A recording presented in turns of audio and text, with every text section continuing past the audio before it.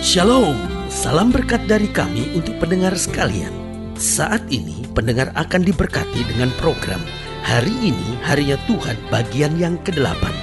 Sebuah program rohani tentang doktrin Alkitab yang menolong kita untuk semakin tertanam dalam kebenaran firman dan bertumbuh dalam kemuliaan. Bersama hambanya, Pendeta Gilbert Lumwendo, STH.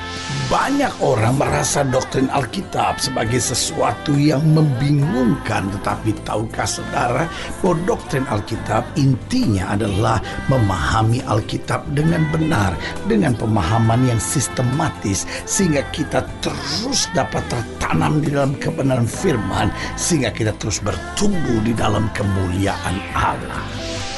Buka hati saudara sekalian untuk menerima berkat-berkat firman-Nya hari ini. Salah satu hal yang sangat berbahaya dalam kehidupan kekristenan kita adalah jika kita tidak lagi mampu mendengarkan suara Tuhan. Pertanyaan kita, kenapa begitu? Karena seorang yang tidak mendengarkan suara Tuhan, yang pertama, dia tidak sadar kalau dia salah. Karena seorang bisa sadar kalau dia salah kalau ada tuduhan dari Roh Kudus. Nah, tuduhan dari Roh Kudus ini sekaligus disertai dengan keyakinan yang kuat akan kebenaran firman, bahwa kalau kita mengaku dosa kita, Allah itu setia dan adil. Makanya itu bedanya tuduhan Roh Kudus dengan tuduhan dari iblis. Tuduhan dari Roh Kudus mengingatkan kita harus bertobat, dan kalau kita bertobat, Tuhan mau mengampuni dan merancangkan yang dahsyat buat hidup kita. Tetapi tuduhan dari roh kegelapan, tuduhan dari iblis berbeda. Tuduhan dari iblis adalah kamu salah, kamu gak bisa bertobat, kamu gak bisa berubah, hidup kamu gak akan pernah bisa baik lagi. Lihat saudaraku yang kasih dalam Tuhan, Roh Kudus menuduh kita sampai apa? Sampai kita sadar kita bersalah, sampai kita bertobat, kita pulihkan hidup kita datang pada Tuhan, dan Tuhan melakukan perkara yang dahsyat dalam hidup kita. Jadi yang pertama, seorang yang tidak mendengar suara Tuhan tidak sadar kalau dia bersalah. Sehingga kalau dia gak sadar dia bersalah, dia gak pernah bereskan.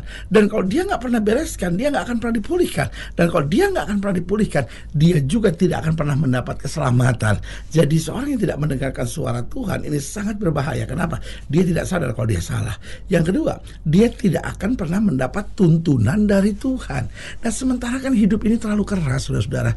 Hidup ini kan terlalu banyak tantangan. Artinya apa? Kalau kita mendapat tuntunan Tuhan, kita mendapat kekuatan, kita mendapat kepastian, kita mendapat keberhasilan. Tetapi kalau kita tidak mendapat tuntunan Tuhan, kita jalani hidup ini dengan kecewa, dengan tertekan, dengan kejenuhan, kebosanan. Kenapa? Karena hidup ini akan menjadi berat buat kita. Yang ketiga, saya pelajari seorang yang tidak mendengarkan suara Tuhan akan menjalani hidup dengan jatuh bangun. Pasti begitu, jatuh bangun, maju mundur, ya kan? Rumah tangganya maju mundur, usahanya maju mundur, hidupnya juga begitu. Kenapa? Karena memang seorang yang tidak mendengarkan suara Tuhan gak akan kuat menjalani hidup ini. Tetapi seorang yang mendengarkan suara Tuhan di tengah tantangan gimana pun, selalu aja ada berkat, selalu aja ada mujizat, selalu aja ada kemenangan, selalu saja ada perkara-perkara yang dahsyat. Dan yang keempat, seorang yang tidak mendengarkan suara Tuhan akan mudah tertipu oleh iblis. Karena itu dari salah satu karunia Alkitab ajarkan, ada karunia yang bernama karunia membedakan roh. Artinya apa? Seorang kalau mendengarkan suara Tuhan, dia tidak akan mudah tertipu oleh iblis, karena iblis memang penipu. The devil is a liar. Setan itu penipu. Dia mau menipu saudara, membingungkan saudara, dan akhirnya memberitahu hal-hal yang tidak benar dalam kehidupan saudara. Nah, saudaraku yang kasih dalam Tuhan, sebagai hamba Allah, karena itu selalu saya bilang pentingnya kita peka mendengar suara Tuhan. Karena waktu kita mendengar suara Tuhan, kita tidak dapat tertipu oleh iblis, dan kita berjalan dalam rencana Allah yang sempurna. Haleluya. Selamat datang dalam program kita hari ini, Harinya Tuhan, sebuah program rohani yang kembali mengingatkan kepada kita betapa pentingnya kita menjadikan firman Tuhan sebagai dasar keseharian hidup kita. Karena selama kita menjadikan firman Tuhan sebagai dasar keseharian hidup kita, langkah-langkah ke depan kita penuh dengan kepastian, kemenangan, berkat, mujizat, dan perkara-perkara besar. Haleluya. Dan dalam program ini kita sedang membahas tentang tidak mendengarkan suara Tuhan. Nah, seringkali Tuhannya mau bicara, Tuhannya sementara sedang bicara, tetapi kitanya tidak mendengarkan suara Tuhan. Dan karena itu berkali-kali Alkitab bilang, dengarkan suaraku baik-baik. Dan orang yang mendengarkan firmanku dan melakukannya, dia akan menjadi orang-orang yang bijaksana. Berarti kuncinya kita harus mendengar suara Tuhan. Karena suara Tuhan adalah tuntunan yang menuntun kita pada kemuliaan. Haleluya. Nah, saudaraku yang kasih dalam Tuhan, dalam program ini, dalam pembahasan kita tentang tidak mendengarkan suara Tuhan, kita sedang sama-sama belajar dari 1 Samuel pasal 15.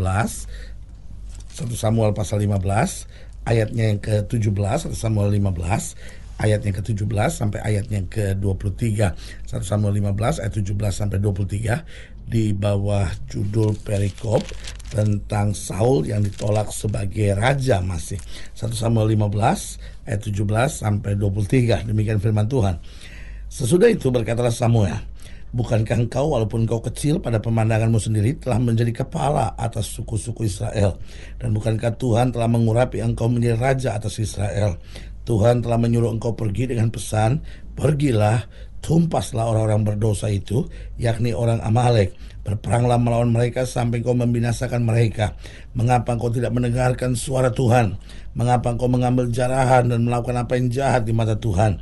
Lalu kata Saul kepada Samuel, aku memang mendengarkan suara Tuhan dan mengikuti jalan yang telah disuruh Tuhan kepadaku. Dan aku membawa Agag raja orang Amalek. Tetapi orang Amalek itu sendiri telah aku tumpas. Tetapi rakyat mengambil dari jalan itu kambing, domba, dan lembu-lembu yang terbaik dari yang dikhususkan untuk ditumpas itu, untuk mempersembahkan korban kepada Tuhan Allahmu di Gilgal. Tetapi jawab Samuel, apakah Tuhan itu berkenan kepada korban bakaran dan korban sembelihan sama seperti kepada mendengarkan suara Tuhan? Sesungguhnya mendengarkan, perhatikan baik, mendengarkan, saya ulangi sekali lagi, mendengarkan lebih baik daripada korban sembelihan, memperhatikan lebih baik daripada lemak domba-domba jantan. Sebab pendurhakaan adalah sama seperti dosa bertenung, dan kedegilan adalah sama seperti menyembah berhala dan terafim. Karena engkau telah menolak firman Tuhan, maka ia telah menolak engkau sebagai raja. Ayat yang ke-19 dikatakan demikian, mengapa engkau tidak mendengarkan suara Tuhan? Ya kan, di ayat yang ke-22 diingatkan, sesungguhnya mendengarkan lebih baik daripada korban sembelihan. Nah, saudaraku yang kasih dalam Tuhan, berarti Alkitab very clear. Alkitab sangat jelas menekankan bahwa mendengarkan suara Tuhan itu sangat-sangat penting. Nah, pertanyaannya, apa sih yang seringkali menghambat kita mendengar suara Tuhan? Yang pertama, karena kita tidak merasa hal tersebut penting. Ada banyak orang pikir, yang penting saya punya uang, yang penting saya punya kenalan, yang penting saya sudah persiapkan segala sesuatunya dengan baik. Saya mau bilang, itu bukan segala-galanya.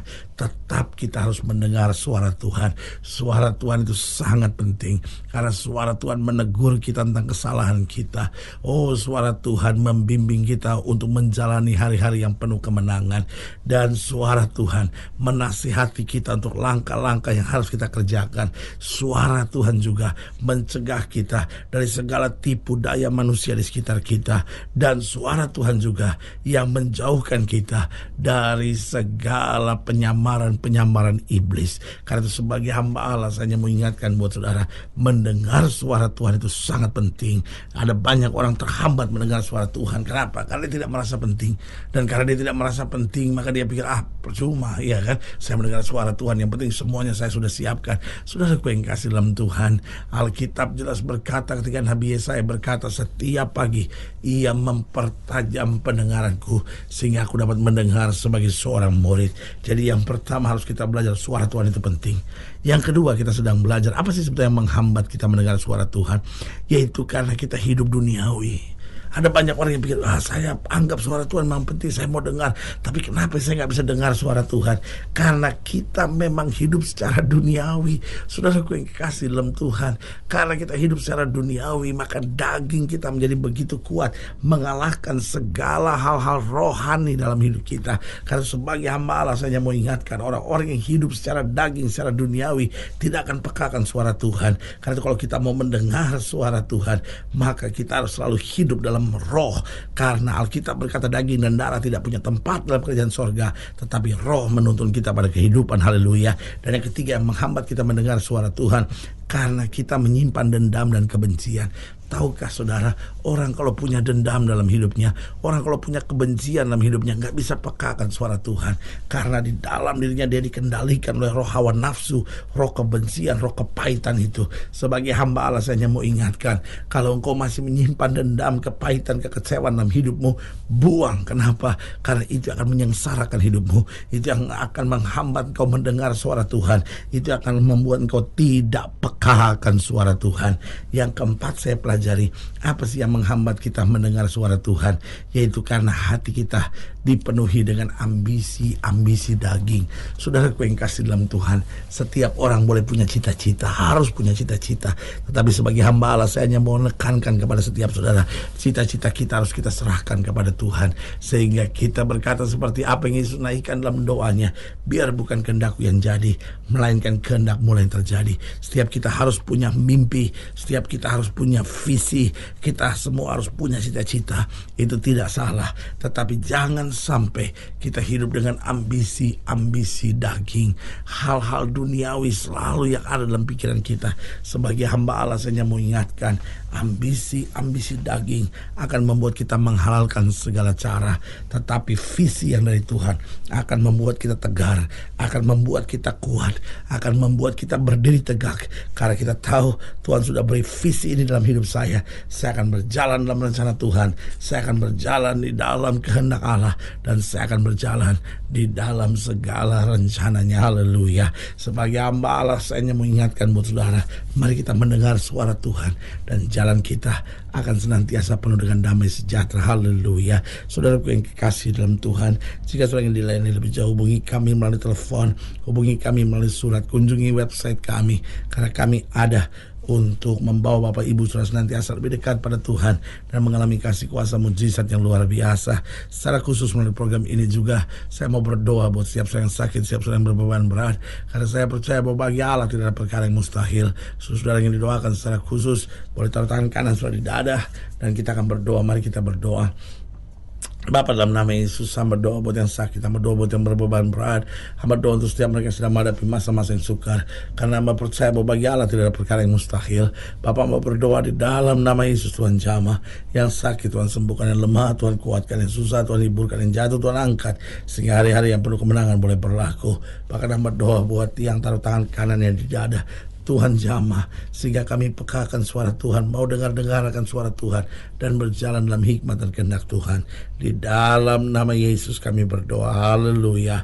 Amin. Saudara yang kekasih dalam Tuhan, kita sudah berdoa. Ingat, Allah tidak pernah lalai menepati janjinya. Inilah saatnya buat kita untuk bangkit, bersemangat, bersukacita dalam menghadapi segala perkara. Karena kita tahu Yesus hidup, Yesus berkuasa, dan selalu menyediakan yang terbaik buat anak-anaknya. Doa saya menyertai saudara. Sampai berjumpa pada program berikut, dan jangan lupa jadikan hari ini harinya Tuhan. Haleluya.